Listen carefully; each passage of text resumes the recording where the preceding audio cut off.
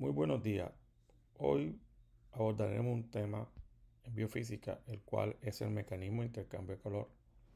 Nuestro cuerpo humano, como sistema biológico complejo, está constantemente ganando y perdiendo energía térmica. Este equilibrio térmico es vital para mantener el buen funcionamiento de nuestras células, enzimas y órganos y procesos metabólicos. Vamos a ver cómo el cuerpo humano interactúa térmicamente con su entorno a través de distintos mecanismos físicos y fisiológicos, entendiendo su relevancia en contextos clínicos, deportivos y medioambientales. ¿Por qué es importante el intercambio de calor?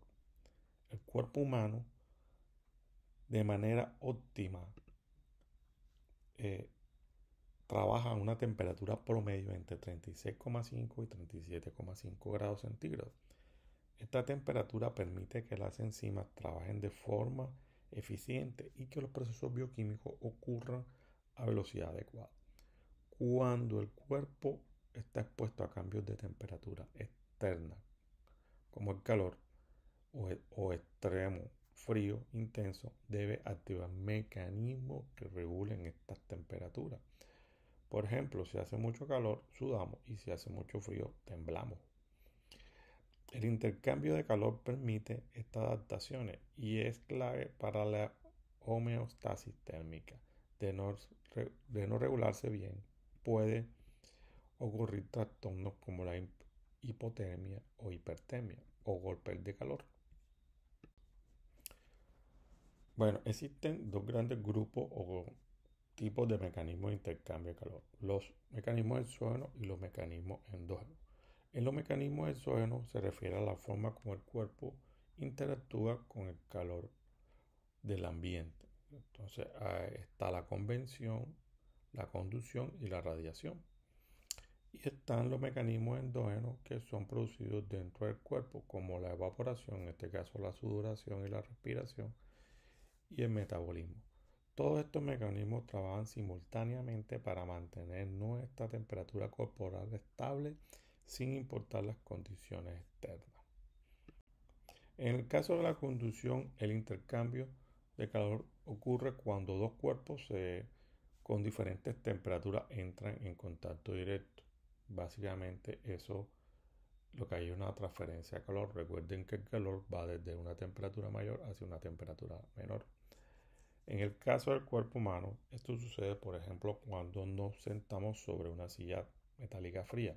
El calor fluye desde nuestra piel hacia el metal, porque la temperatura del cuerpo es mayor. Como ya habíamos visto con anterioridad, el calor viaja desde una temperatura mayor hacia una temperatura menor. El mecanismo depende de la diferencia de temperatura. O sea, entre mayor sea la diferencia de temperatura, más va a ser la transferencia. Y también del tiempo de contacto y de la conductividad térmica del material.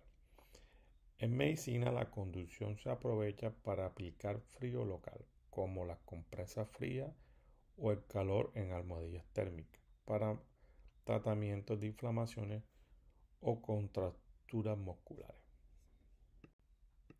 En el caso de la convección, es el transporte de calor mediado por un fluido, ya sea un gas como el aire o un líquido como el agua. Un ejemplo claro es el viento. Cuando hace frío corre, cuando hace frío corre viento, sentimos más frío porque el aire en movimiento retira el calor de nuestra piel. O sea que es un proceso mucho más eficiente de intercambio de calor, porque constantemente el aire está, eh, normalmente cuando hay transferencia de calor, el lado más caliente se enfría y el lado más frío se calienta. Pero al haber un flujo de aire, siempre el lado que contiene ese flujo va a mantener su temperatura fija, porque está constantemente cambiándose. Esto hace que siempre la retirada de calor o la entrada de calor, dependiendo la diferencia de temperatura sea constante y por eso es mucho más eficiente.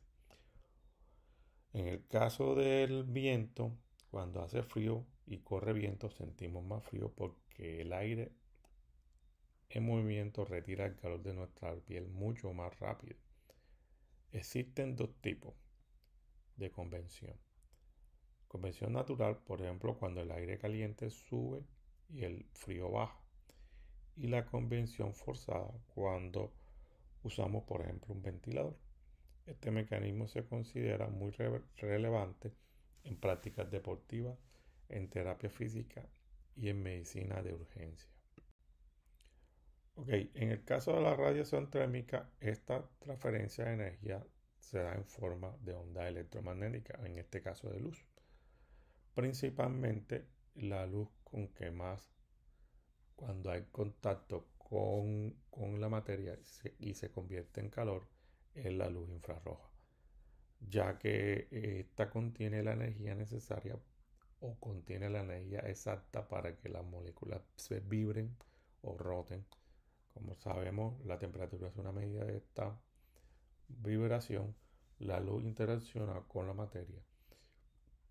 En este caso, los fotones infrarrojos son absorbidos y convertidos en movimiento a nivel molecular, haciendo que la temperatura suba.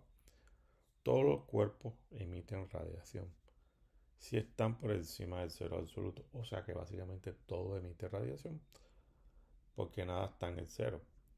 Nuestro cuerpo, por ejemplo, emite calor hacia cualquier superficie más fría que él, incluso si no hay contacto. Por eso, una habitación fría, perdemos calor simplemente estando ahí, aunque no toquemos nada. Este principio se usa también en las cámaras térmicas para detectar las temperaturas superficiales y es importante destacar que la radiación puede ser una vía importante de pérdida de calor, incluso estando en reposo. Y por último, en los tipos de intercambio de calor exógeno, la evaporación implica una pérdida de calor cuando el agua de nuestra piel o de nuestras vías respiratorias cambia de estado de líquido a gaseoso. Este proceso requiere energía. Al evaporarse el agua, esa energía se toma del cuerpo, ¿ya? Disminuyendo su temperatura. La sudoración y la respiración son mecanismos naturales de evaporación en el cuerpo humano. Es el único mecanismo de los 5 que siempre presenta pérdida de calor. Sin embargo, su eficiencia depende de la humedad del ambiente. Si el aire está saturado de agua, vapor de agua, la evaporación es más difícil y el cuerpo se recalienta más fácil. Bueno, y por último tenemos el metabolismo, que es otro endógeno. Básicamente el metabolismo genera calor como subproducto de reacciones químicas que ocurren en nuestras células, incluso en reposo. El cuerpo necesita energía para mantener sus funciones vitales como la respiración, la digestión o la contracción del corazón. La energía proviene de la oxidación de los nutrientes en este caso se le llama metabolismo también, como la glucosa y ácidos grasos, y en un proceso que también libera calor durante el ejercicio. El metabolismo se acelera y la producción de calor aumenta. De hecho, el balance térmico total del cuerpo depende de gran parte del metabolismo basal, más el extra generado durante la actividad física. ¿Ok?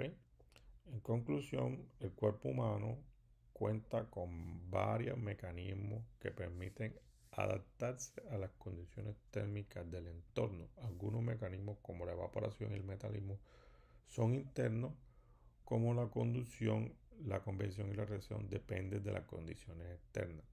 El equilibrio entre estos mecanismos garantiza una temperatura corporal constante, lo cual es vital para la vida.